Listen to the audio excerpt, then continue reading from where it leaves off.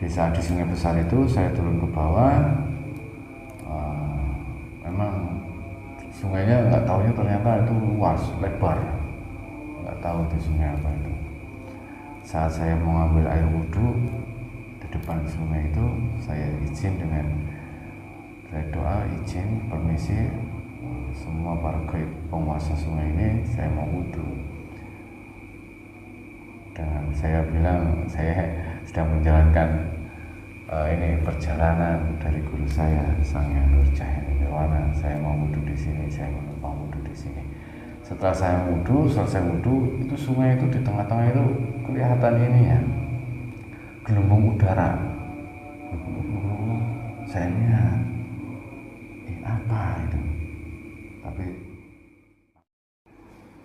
Bismillahirrahmanirrahim. Assalamualaikum warahmatullahi wabarakatuh. Alhamdulillahirrahmanirrahim. Wassalatu wassalamu ala asyrofil anbiya'i wal mursalin wa ala alihi wa sahbihi ajma'in. Alhamdulillah, puji dan syukur atas karunia Allah SWT telah memberikan kita waktu, masih diberikan umur sampai saat ini menjalankan puasa di bulan Ramadan di hari ke 28 apa 27 ya. Semoga bulan puasa ini semua sedulur para sahabat zakat amal ibadah puasanya diterima oleh Allah SWT, dan saya ucapkan terima kasih banyak sekali, mungkin tak terhingga, atas antisipasi sedulur pada sahabat zakat yang sudah ikut andil dalam bakti Nusantara, sedekah takjil gratis ya. Alhamdulillah setiap harinya sudah bisa ada tingkatan ya, membuat hal yang memang di antrian itu, kalau ngantri itu orang yang ngantri takjil itu sampai ratusan orang, cuman jarang di syuting. Di sana sudah disiapkan pedagang, diborong semuanya, nanti yang takjil itu bisa memilih jajanan yang mereka suka untuk berbuka puasa nanti. Dan di sini di Padepokan kita membuat es, itu banyak sekali aneka rasa. Alhamdulillah itu berkat doa dan dukungan dari sedulur pada masyarakat zakat, baik berupa jasa, tenaga, ataupun sedulur pada masyarakat zakat yang memberikan sumbangan dana. Itu alhamdulillah. Semoga apa yang kita lakukan mendapat ridho guru, dan lewat ridho guru kita mendapatkan ridho Allah SWT. Semoga lewat wasilah sedekah ini, sedekah takjil ini, sedulur pada masyarakat zakat dimudahkan segala urusannya, diberikan kesehatan jasmani dan rohani, dijauhkan dari bahaya, sampai akhirnya nanti suatu saat keberkahan yang kita tanam saat ini kita mendapatkannya di akhirat nanti. Amin amin ya rabbal alamin. Mungkin video kali ini saya akan membacakan lagi testimoni yang menurut saya sudah pilihan ya, banyak sekali testimoni tentang kemarin khasiat minyak dayak yang sekarang sedang populer oleh Ibu Ida, dan itu coba ambil minyak dayak yang di atas itu. Di Padepokan Jakarta juga ada minyak dayak, dan ini lebih khusus lagi ya, lebih khusus karena ini sudah ada asma, sudah diberi doa oleh guru kami Sang Hyang Nurjaya Nirwana, jadi kemampuannya lebih dari biasanya. Seperti halnya ini air zam-zam asma ini. Air zam-zam asma ini, air zam-zamnya asli kirim dari Mekah. Setelah dikirim dari Mekah, ini juga sudah memiliki kelebihan sama seperti minyak dayak. Sebelum di asma, sebelum diberi doa khusus, sudah memiliki kelebihan. Terus ditambahi doa-doa khusus oleh guru kami Sang Hyang Nurjaya Nirwana, ini jadi 2 kali lebih mujarab ini. terkait hal-hal yang penyakit yang ada dalam tubuh, apalagi penyakit yang hubungannya dengan non medis. Nah, ini karena penyakit non medis jika diselesaikan dengan cara medis itu malah bisa menjadi lebih fatal gitu. Jadi banyak orang yang berasumsi dan menolak tentang non medis dikaitkan dengan penyakit yang ada dalam jasad manusia karena teknologi sudah maju, kedokteran, rumah sakit sudah di mana-mana, banyak yang di ini, cuman syariatnya untuk doa, apalagi khususnya orang Indonesia, orang Jawa, orang mana itu kental dengan hal-hal yang seperti itu, dan insya Allah ini sudah seperti halnya disyariatin ya, syariat Islam. Nah, ini saya akan membacakan testimoni air zam-zam ya, testimoni air zam-zam yang banyak memotivasi dan hal di luar logika itu banyak. Ini salah satu dari sedulur para jagat yang ada di Jawa Timur. Assalamualaikum, maaf Gus, minta bimbingannya untuk tobat dan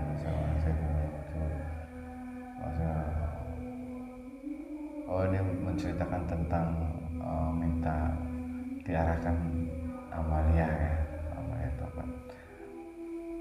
Bimbingannya untuk tobat dari dosa. Kemarin saya sudah dibimbing dari wudhu dan sholat, alhamdulillah hati tenang dan agak khusyuk, tapi belum maksimal, alhamdulillah. Maka sekarang saya minta bimbingan yang selanjutnya. Oh ya Gus, saya mau cerita tasbih asma yang dari Gus itu alhamdulillah bisa untuk bantu orang yang kemasukan. Mereka tidak tahu kalau saya kalungkan sama orang yang kemasukan. Kata mereka sakit dan panas. Makasih banyak Gus atas bimbingannya juga semuanya. Oh ya, jadi dia saat ada orang kerasukan, beliau itu mengalungkan tasbih asma ya. Kalau memang sudah berapa kali, kalau setiap ada orang kerasukan tidak usah repot-repot ya. Kalau yang tidak bisa baca Al-Quran, tinggal coba suruh melihat tasbih asma aja ya. Kalau melihat atau kalau enggak dikalungkan saja, biar gaibnya itu merasakan sendiri. Nanti kalian bisa membuktikan, bukan hanya melihat, bukan hanya mendengar, tapi langsung membuktikan seperti saudara kita ini. Jadi beliau membuktikan sendiri, ada orang kerasukan, dikalungkan saja. Walaupun orang yang dikalungkan atau keluarga yang ini tidak mengetahui tentang tasbih ini, udah kalungkan saja. Tidak usah menceritakan ini tasbih asma, tidak usah, udah kalungkan saja. Jadi membuktikan pada diri kalian sendiri gitu. Kalian istilahnya bisa lebih yakin dan lebih ternyata memang ada gitu. Nah, ini tentang tasbih asma ya. Ini ada lagi dari saudara kita. Dan ini pengalaman karamah tasbih mutiara asma yang Gus kirim. Sepekan lalu istriku di kota Merauke ditelepon seorang ibu dari pedalaman Munting Pupul 5. Ia bilang punya anak perempuan yang sudah menikah di kota Kendari, Sulawesi Tenggara. Sudah 2 bulan ini gangguan jiwa dan stroke. Sudah ke dokter tapi tak ada penyakit medis. Dukun di sana sudah tangani tapi tidak sembuh. Dan tidak bisa bawa ke Merauke karena ditolak maskapai sebab kondisinya itu. Dalam telepon itu ia minta bantu solusi ke saya. Ya kok spontan saya bisa bantu buatkan konsep surat yang ditunjukkan untuk bupati agar bantu kepulangan anak. Dan dengan wasilah tasbih mutiara asma yang Gus kirimkan, saya password bersuara agak keras. Ibu itu dimudahkan dan anaknya dihilangkan gangguan gaibnya. Alhamdulillah tak lama kemudian ibu ditelepon keluarga yang di Kendari kalau anaknya sudah sadar, berbicara, berjalan normal. Semua keluarga kaget Gus mengenai surat yang ke bupati. Ibu itu bercerita ke saya setibanya di kota bahwa surat itu pas di halaman Pemda, tiba-tiba ia dihampiri staf Pemda dan dibawa ke wakil bupati tanpa harus antri untuk dilihat surat-suratnya. Dan diminta cerita kronologis anaknya. Alhamdulillah Gus, kata Pak Wakil, Saat ini Pak Putri sedang di luar kota, tapi kami bisa tangani ibu. Lalu dipanggillah pihak dinas sosial, pihak pemberdayaan perempuan dan pihak Polda untuk segera berkoordinasi dengan pihak terkait di Kendari, kata Pak Wakil. Dan dengan dana Pemda, ibu akan dikawal para pihak ini ke Kendari dan bawa pulang anaknya ke Merauke tanpa keluar dana pribadi sepeser pun. Semua ditanggung sepenuhnya. Alhamdulillah, kemarin ibu itu ke rumahku dan bercerita, katanya tiap malam selama 2 bulan ini ibu itu tahajud selalu. Lalu dalam tidur ia bermimpi berkunjung ke rumahku, bertemu aku dan istriku. Disitulah awal mulanya ia tergerak hati buat menjalankan amalia. Iya, jadi beliau ini luar biasa ya. Beliau memberi password tasbih mutiara asma. Memang tasbih mutiara asma itu energinya luar biasa. Cuman ininya juga ini, jadi jangan sampai istilahnya jangan sampai dibawa ke kamar mandi, jangan melakukan dosa besar, tetap menjalankan sholat 5 waktu. Kalau sudah menjalankan amalia, zikir yang diberikan oleh admin ini Sabu Jaga dijalankan. Apalagi amalia tobatnya itu yang dibimbing khusus dengan admin, itu harus dijalankan dengan sungguh-sungguh. Nah, ini energi positif ini sudah bisa istilahnya hanya tinggal password saja untuk membantu orang. Nah, insya Allah ini sudah bisa bekerja dengan maksimal. Apalagi orang itu sudah menjalankan amalia sampai puasa tingkatan 21 dan 21 untuk membuat wadah dalam dirinya. Nanti setelah wadahnya sudah ada, sudah besar, akan diberikan ilmu. Nah, ini keistimewaan ya. Ini udah, yang ini kan sudah dibawa ke rumah sakit, tapi tidak ada medisnya gitu. Tapi setelah dipassword dengan tasbih mutiara asma itu luar biasa. Ini beliau yang bercerita ya, bukan saya yang mengarang, bukan kata jin, tapi beliau yang bercerita sendiri. Beliau lewat WA.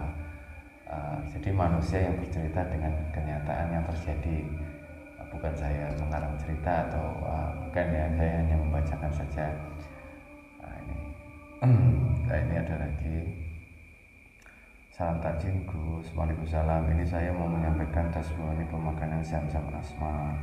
Ini anak saya usia 2 tahun habis jatuh dari sepeda dan terluka bagian mulut, gigi dan hidung sampai berdarah, dan sempat dibawa ke UGD karena sempat tidak sadarkan diri. Namun kami ambil inisiatif karena waktu itu saya tidak ada di rumah. Pertolongan pertama adalah dengan Zam-Zam Asma.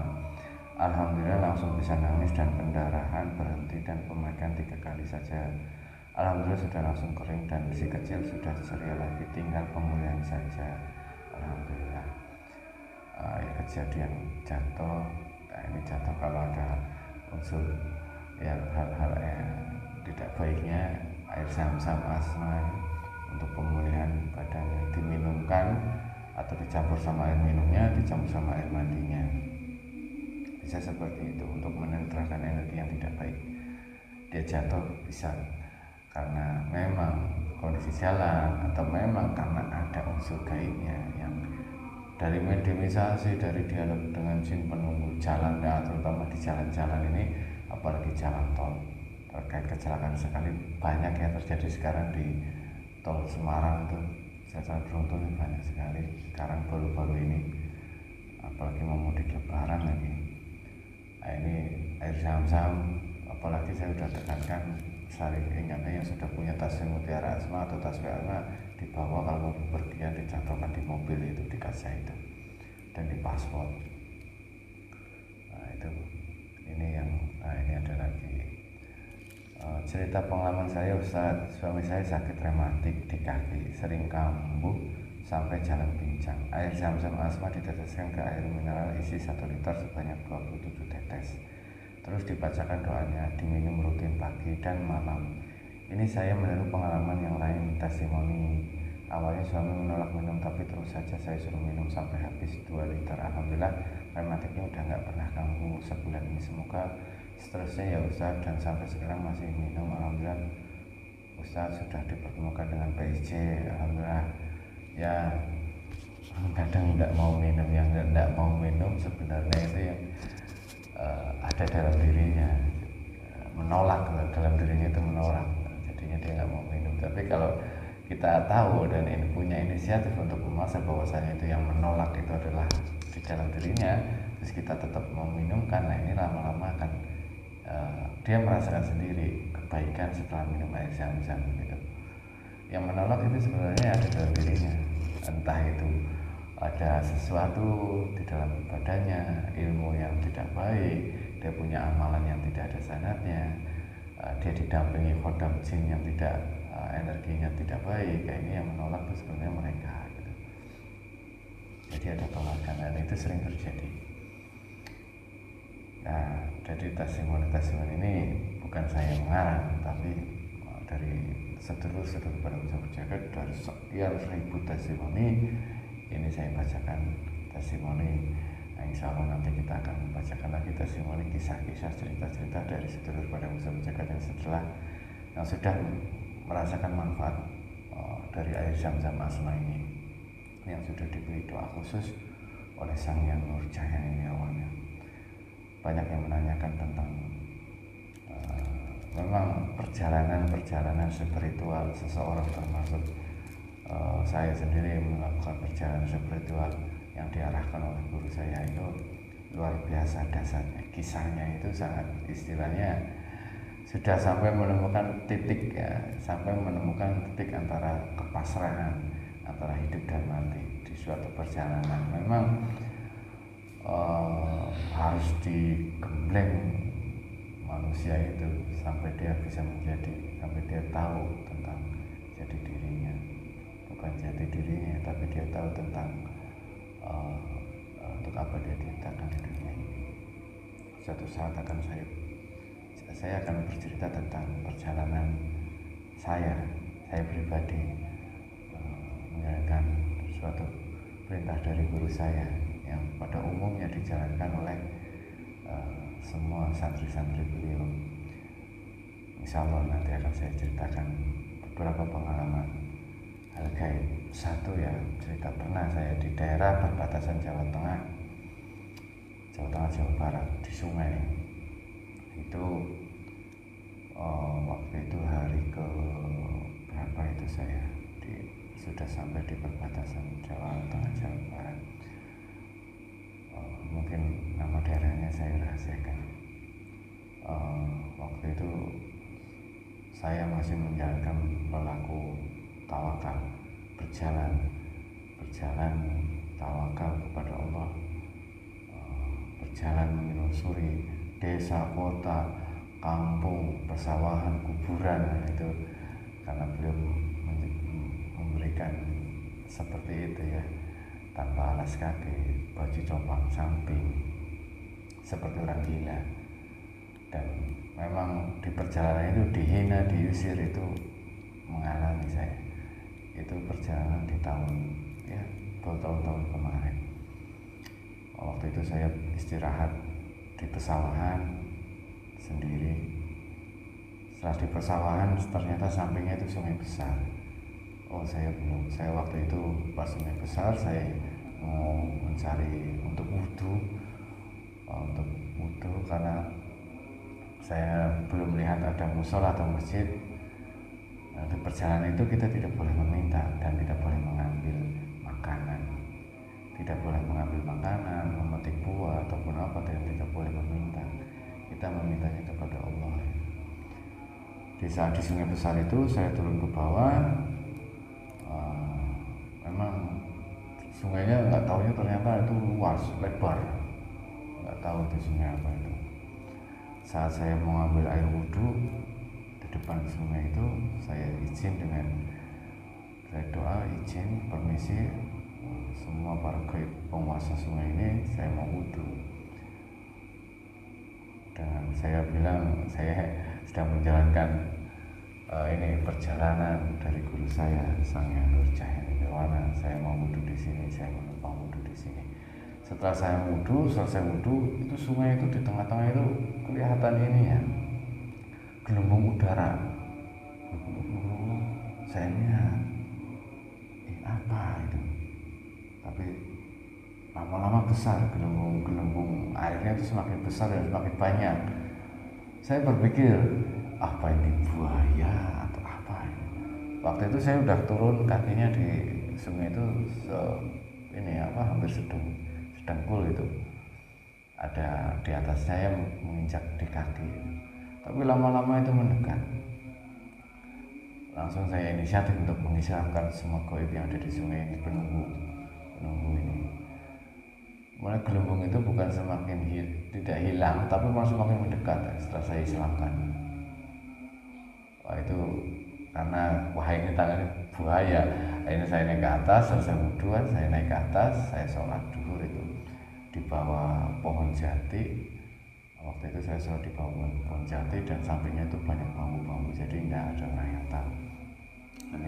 Dan setelah beberapa saat kemudian, karena sudah hampir 3 hari saya tidak makan, hanya minum air wudhu saja itu, saya udah lemas ya, badan saya udah lemas, hanya bisa berbaring setelah sholat zikir, hanya bisa berbaring.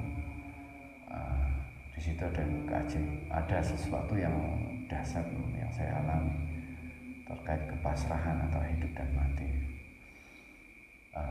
Dan nanti akan saya ceritakan di episode lainnya, karena sudah mau mendekati imsak.